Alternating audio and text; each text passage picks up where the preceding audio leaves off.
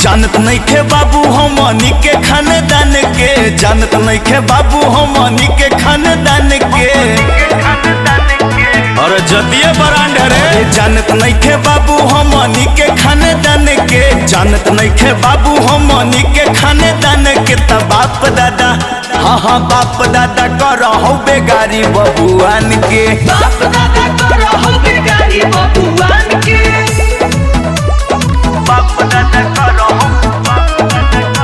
बेगारी बबुआन के।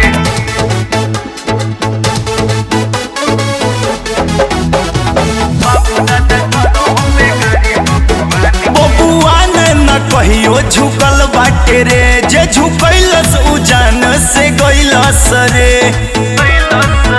अरे इतिहास देख ले, बबुआन न कहियो झुकल बाटे रे, जे झुकैलस उ जान से गइलस रे।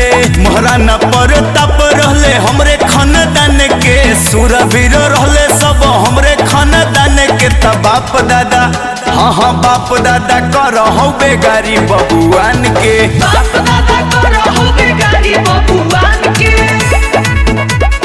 बाप दादा करहु बेगारी बबुआन के।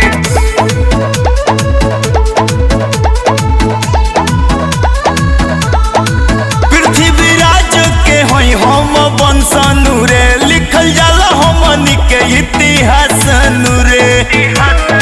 अरे पन्ना पन्ना ढूंढ ले, पृथ्वीराज के होई हम वंशनु रे, लिखल जाला हमनी के इतिहास रे। डर न केहू से बस डरी भगवान से, डर न केहू से बस डरी भगवान से। त बाप दादा, हाँ हाँ बाप दादा करहु बेगारी बबुआन के, बाप दादा करहु बेगारी बबुआन के। अरे तनी कम उड़, पंख कटा जाई।